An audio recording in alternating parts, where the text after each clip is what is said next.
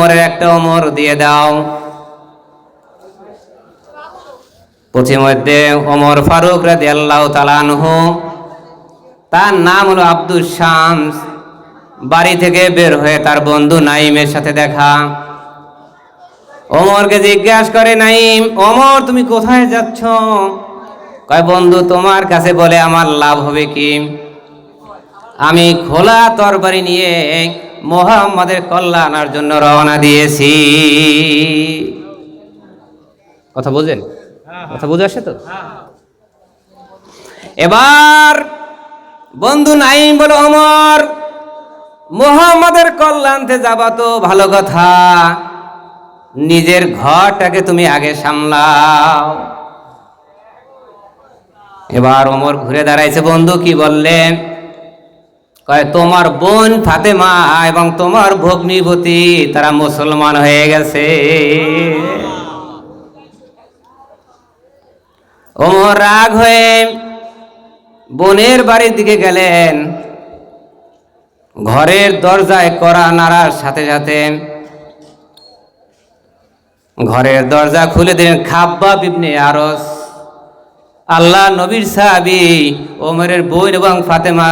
ওমরের বোনের নাম হলো ফাতেমা, ভগ্নিপতির নাম জায়েদ। কোরআনের তালিম দিচ্ছেন।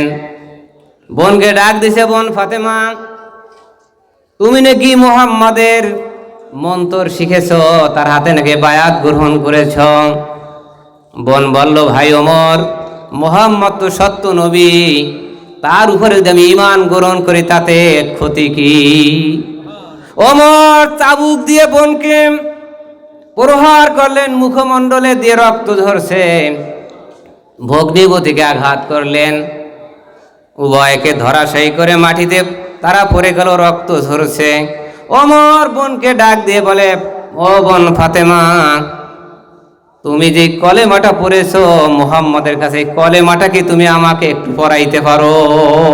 সুবহানাল্লাহ বলবেন না? যে ওমর কল্লা আনতে যায় সে কয় মুহাম্মাদের কলেমাটা একটু আমাকে পড়াইতে পারো। এবার বোন ডাক দিয়ে বলো, ওমর যারা কাফির এবং মুশরিক তারা এই কলেমা পড়তে পারে না, ওযু করতে হয়, পবিত্রতা হাসিল না করা পর্যন্ত কোরআনের আয়াত পড়া যায় না। ওমর ডাক দিয়ে কয়, বোন হাউ মেক ওযু, ওযু কিভাবে করে? ওমরের বোন ফাতেমা ওযুর তালিম দিয়ে দিলেন। ওযু করার পরে ওমর বলে, বোন আমি তো বিশ্ব নবীর হাতে কলেমা গ্রহণ করব, কিন্তু নবীর দরবারে যাওয়ার আগেই আমার ইন্তেকাল হয়ে যেতে পারে, তুমি আমাকে পড়াইয়া দাও লা ইলাহা ইল্লাল্লাহু মুহাম্মাদুর রাসূলুল্লাহ।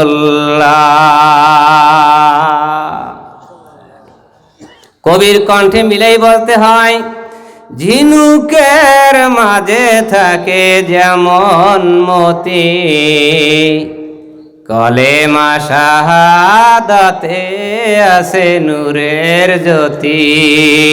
ওমর ইসলাম গ্রহণ করার সাথে সাথে ডাক দিয়ে বলে, বোন ফাতেমা বিশ্ব নবী কোথায়?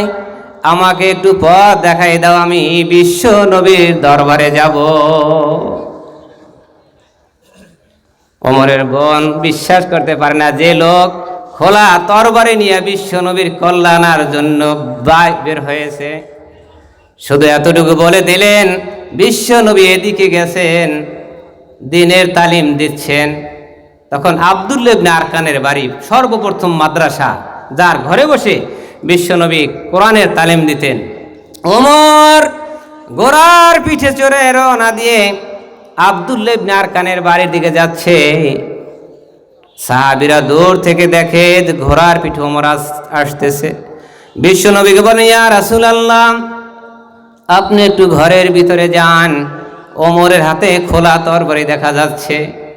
বিশ্বনবী ডাক দিয়ে বলে, সাহাবীরা ওমর আমার কোনো ক্ষতি করতে আসে নাই, আমার মনে হয় ইসলাম গ্রহণ করার জন্য ওমর আমার দরবারে এসে গেছে। ঘরের দরজায় পাড়া দেওয়ার সাথে সাথে বিশ্বনবী ওমরের হাত ধরে বলেন, ওমর আর কতকাল ইসলামের বিরোধিতা করবে? ওমর চোখের পানি ছেড়ে দিয়ে বলি, ইয়া রাসূলুল্লাহ, আর দেরি নয়, আমাকে পড়াইয়া দেন লা ইলাহা ইল্লাল্লাহু মুহাম্মাদুর রাসূলুল্লাহ। আমাকে পড়ান। আল্লাহ রাব্বুল আলামিন কবুল করেছেন ওমরকে। ওমর ইসলামে ঢোকার সাথে সাথে বিশ্ব নবী তার নামের সাথে যোগ করেছেন ওমর ফারুক রাদিয়াল্লাহু তাআলা আনহু, সত্য মিথ্যার পার্থক্যকারী। এটা কই করেছেন? কবুল করেছেন কে? আল্লাহ রাব্বুল আলামিন। আল্লাহ পাক রব্বুল আলামিন এর সাহাবী মুআজ বিন জাবাল রাদিয়াল্লাহু তাআলা আনহু হাদিসখানা বর্ণিত। মুআজ বিন জাবাল বলেন, আল্লাহ রাব্বুল আলামিন বলে, নজাবাত মুহাব্বতি ফিহা লিল মুতাহাব্বিনা ওয়াল মুতাজালিসিন। এটা হাদিসে কুদসি। কোরআন হলো জিবরাইলের মাধ্যমে যে জিনিসটা বিশ্ব নবীর হাতে যে ওহিটা এসে, সেটা হলো কোরআন, আল্লাহর বাণী, সরাসরি আল্লাহর বাণীটা হলো কোরআন। আর ভাব হইল আল্লাহর, ভাষা হলো বিশ্ব নবীর। হাদিসের ভিতরে বর্ণনা কল আল্লাহু তাআলা, এটাকে বলা হয় হাদিসে কুদসি। হাদিসে কুদসি আল্লাহ রাব্বুল আলামিনের ভাব যে বান্দারা আমি আল্লাহ রাব্বুল আলামিন আমার আলোচনা শোনার জন্য, আমার নবীর আলোচনা শোনার জন্য কোন মজলিসে বসে যায়, ওই সমস্ত লোকদেরকে ভালোবাসা আমি আল্লাহ আমার জন্য ওয়াজিব হয়ে যায়। সুবহানাল্লাহ। আসতে বললেন, রোজা তো এখনো আসি নাই। আল্লাহ পাক বলেন যে আমার আলোচনা শোনার জন্য, আমাকে ভালোবেসে, আমাকে মহব্বত করে, আমার কথা শোনার জন্য যখন আমার বান্দারা বসে যায় কোনো মজলিসে, তখন ওই বান্দাদেরকে ভালোবাসা আমি আল্লাহ আমার জন্য ওয়াজিব হয়ে যায়। তাহলে আল্লাহ পাক যদি এ কথা বলেন, সূরা মুজাদালার ভিতরে কোরআনে আল্লাহ পাক নিজেই বর্ণনা করেছেন, মা ইয়াকুনু মিন নাজওয়া সালাসাতিন ইল্লা হুয়া রাব্বিহুম ওয়ালা খামসাতিন ইল্লা হুয়া সাদিসুহুম ওয়ালা আদনা ওয়ালা আকসার ইল্লা হুয়া মাহুম আইনামা কানু। সূরা মুজাদালার ভিতরে আল্লাহ রাব্বুল আলামিন বলেন, দুনিয়ার মানুষরা তিনজন মানুষ যদি কোনো মজলিসে বসে যায়, কোনো বৈঠকে বসে বা কোনো মজলিসে বসে, চতুর্থ নম্বর হয়ে আমি আল্লাহ রাব্বুল আলামিন তাদের সাথে সঙ্গী হয়ে যাই। বান্দা যদি 4 জন হয়, আমার বান্দাদের সংখ্যা যদি 4 হয়, আমি আল্লাহ রাব্বুল আলামিন 5ম নম্বর হয়ে তাদের সঙ্গী হয়ে যাই। বান্দা যদি 5 জন হয়, আমি আল্লাহ রাব্বুল আলামিন 6ষ্ঠ হইয়া হাজির হয়ে যাই। বান্দারা যদি কম হোক আর বেশি হোক, আমার বান্দাদের সাথে আমি আল্লাহ রাব্বুল আলামিন ওই মজলিসে হাজির হয়ে যাই। তাহলে আমাদের এই মজলিসে কি আল্লাহর এই যে কোরআন নিজের বাণী, এই দৃষ্টিকোণ থেকে বলা যায় কি আল্লাহ রাব্বুল আলামিন হাজির আছেন? আল্লাহ নিজের বর্ণনা যে বান্দারা যখন কোন মজলিসে বসে, এ আল্লাহ কত বড়, মাপ দেওয়া যাবে? পারবেন? আল্লাহ রাব্বুল আলামিন বলেন,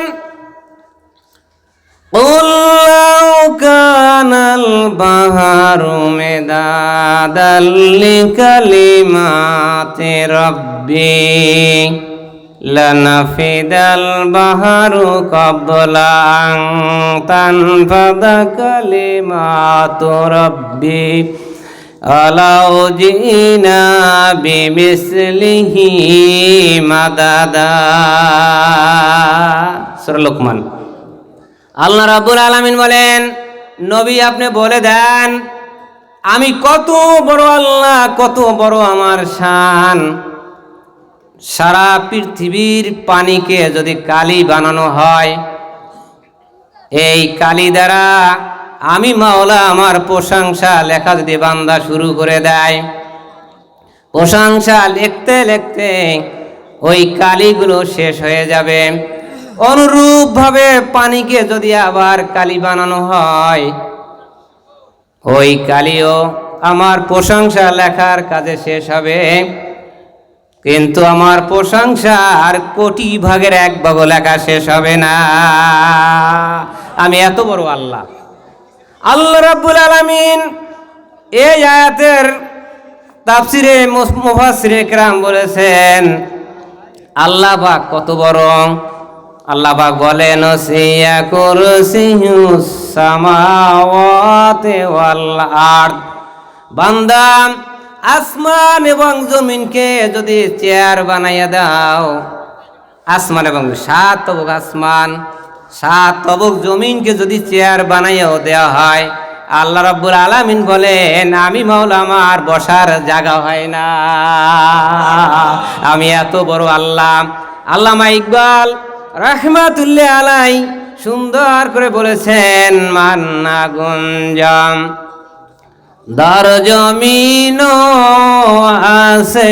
আসমান লেকে গুঞ্জম দর কলবে মুমিনা। আসমান এবং জমিনকে যদি চেয়ার বানাইয়া দেওয়া হয়, আমি মাওলা আমার বসার জায়গা হয় না। আমি এত বড় আল্লাহ, কিন্তু একজন মুমিনের কলবে আমি আল্লাহ রব্বুল আলামিন আমার বসার জায়গা হয়ে যায়।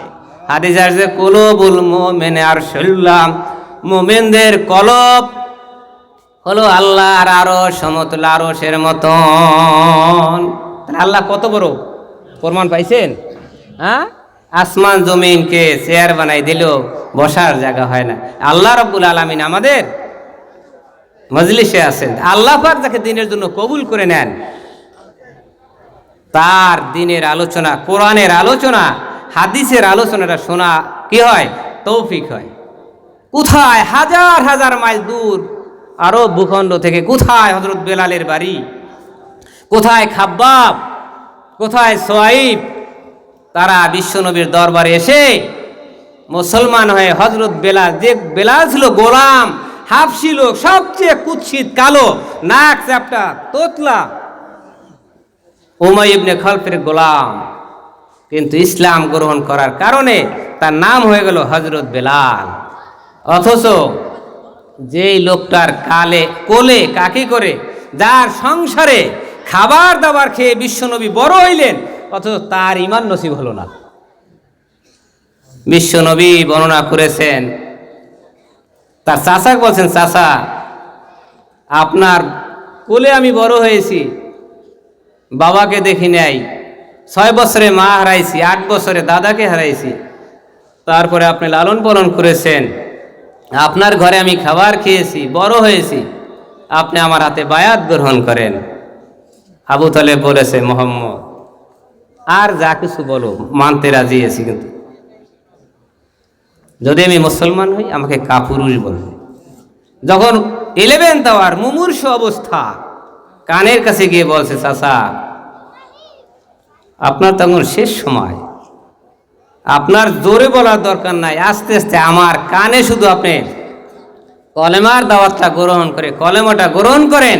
কঠিন মুসিবতের দিনে আমি আল্লাহ রাব্বুল আলামিনের এজলাসে আপনার জন্য সাক্ষী দেব, আমার চাচায় আমার কানে কানে মুসলমান হয়ে গেছে।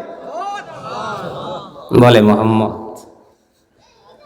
গায়ে যখন শক্তি ছিল তখনই তো মানি নেই, এখন মৃত্যুর আগে যদি কলেমা পড়ে মারা যায় তাহলে বলবে যে কাপুরুষ। দেখছো, ভয়তে মরার আগে আল্লাহ রাব্বুল আলামিন আয়াত নাযিল করে দিয়েছেন, ইন্নাকা লা তাহাদি মান আহাবাবতা। হে বন্ধু, আপনি ইচ্ছা করলে হেদায়েত দিতে পারবেন না। ইন্নাকা লা তাহাদি, নিশ্চয়ই আপনি হেদায়েত দিতে পারবেন না, মান আহাবাবতা, যাকে আপনি ভালোবাসেন, যাকে পছন্দ করেন। হেদায়েত কপালে থাকতে হবে। হেদায়েত যদি নসিবে না থাকে, আপনি ইচ্ছা করলেই হেদায়েত কি নসিবে থাকতে হবে। তার 10 মাস 10 দিনের গর্ভে রাখার যে কষ্টটা, সব কষ্ট সে ভুলে গিয়েছে। রব্বুল আলামিন